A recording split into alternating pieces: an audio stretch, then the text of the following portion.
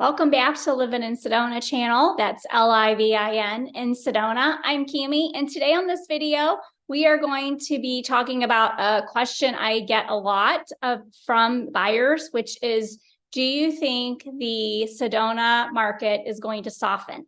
So stick around.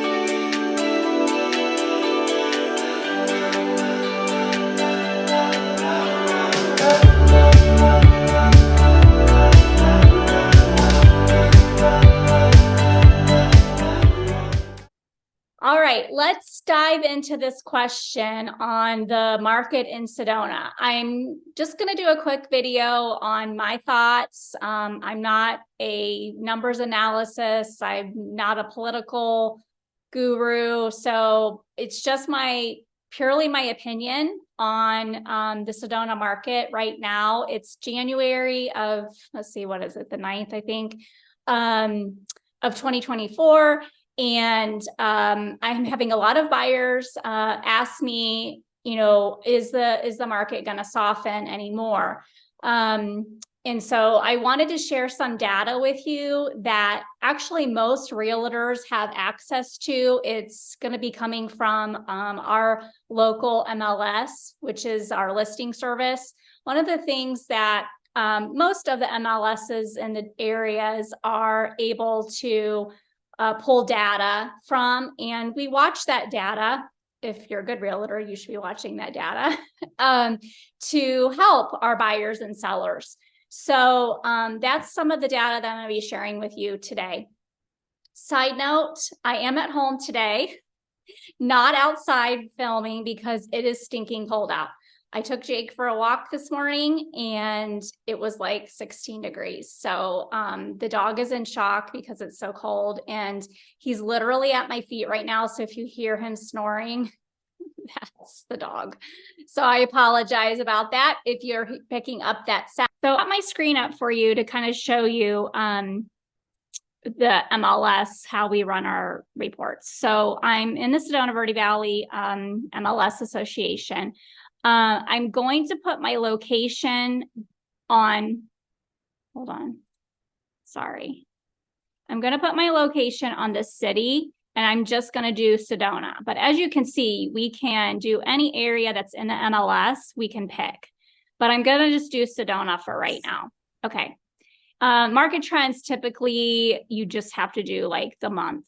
So one of the things that we're going to look at is, these are all important, graphs, but I'm going to scroll down to the one that I think is pretty important, which is the average sales price per square foot. So hopefully you can see all of that. I'm going to move my camera down here so I can see what I'm talking about. So I've been working with a few buyers for actually, gosh, we're coming up on a year. And one of their reasons for not purchasing yet, I'm going to say, is because I think that they're in the mindset that we are in the same or heading into the same situation that we had in 2008, 2009 real estate debacle. I don't agree with them. At that time, we didn't have governments bailing us out. With the COVID situation, we had the government was giving us money. We had forbearance and, we were getting help. So that was not the case back then. And so I think the reason why we haven't seen a whole lot of foreclosures and people just selling their properties under market value is because the government stepped in, the government bailed us out, and they gave us time to kind of recoup, right? That didn't happen back then. So I think that's why you're not seeing the foreclosures and obviously the sale prices of properties, going below what maybe people paid for them. So in that regard, my buyers are waiting for that, but I don't think that's going to happen. One of the things that we see right now is that even if someone is maybe behind on their mortgage payments, the bank is actually working with them. They are willing to kind of readjust your mortgage if you have one, and see what you can pay, because banks don't like empty properties. That's a lot of work for them. It lose a lot of money that way. And so they'd rather readjust your mortgage than have you just evict you. So I think that's one of the other reasons why we're not seeing the same market as we did back then. So the graph that I have pulled up is the sales price per square foot.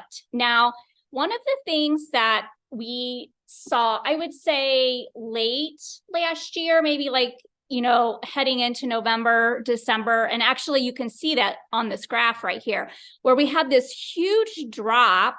I mean, it looks like a very big drop, but if we're going from, 460, I think that's what that says, even close to the 500 range where we were up there at some point. Now this is average, so please keep that in mind.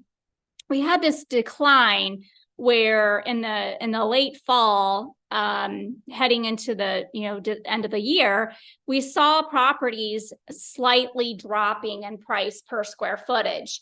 I think that was the time where, that was our time where, okay, the whole rest of the country has had a drop in price of real estate, but ours was at that time.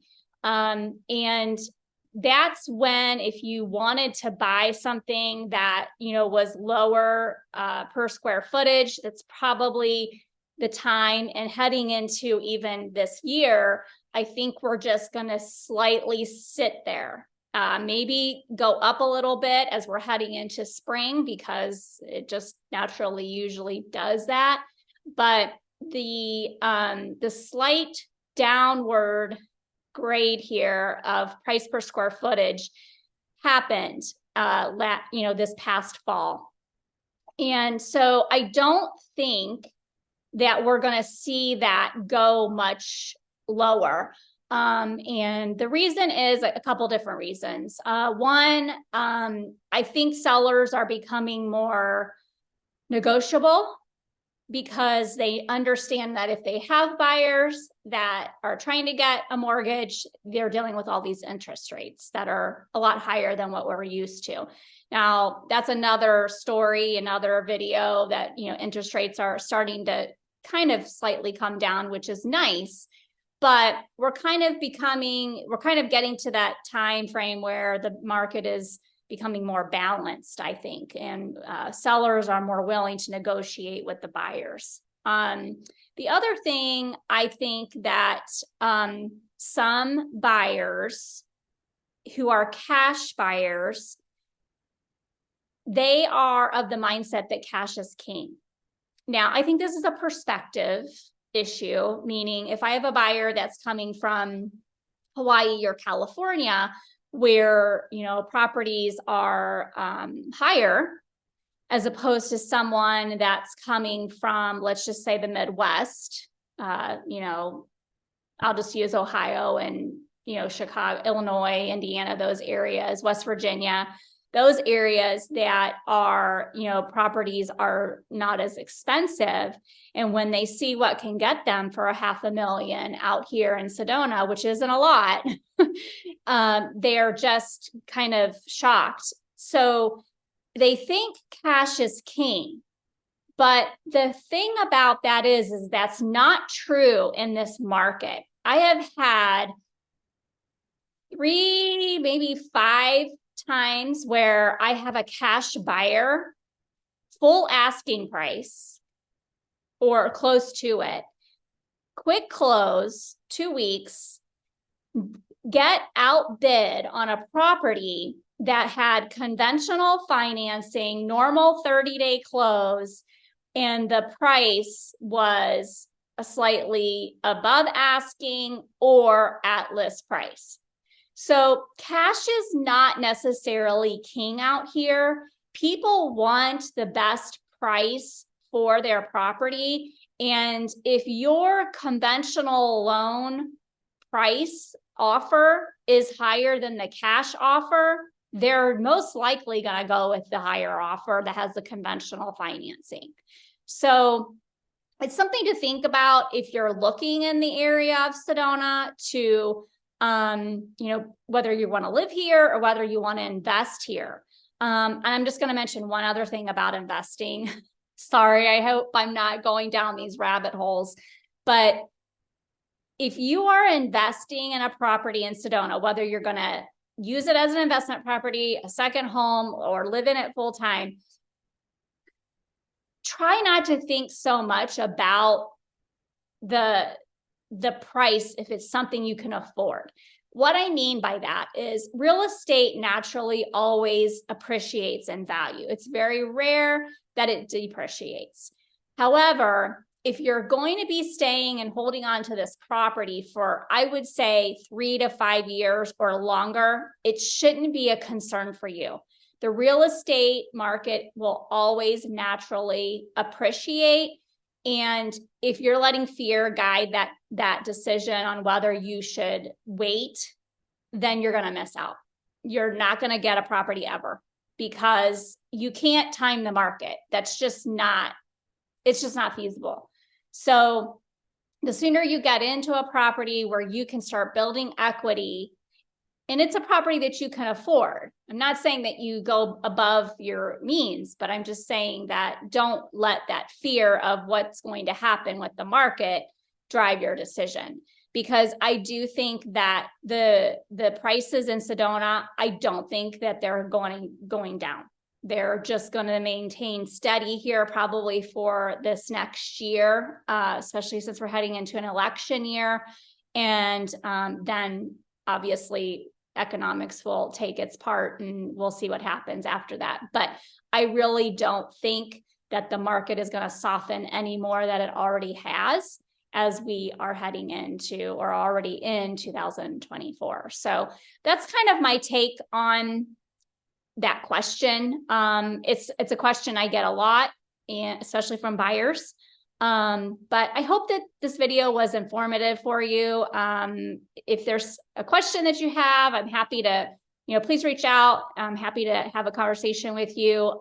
Please like, share, and subscribe. And I guess I'm going to stop my screen share so you can actually maybe see me. But make it a great day at living in Sedona. I'm going to try and stay warm, and I hope you do as well. See you later.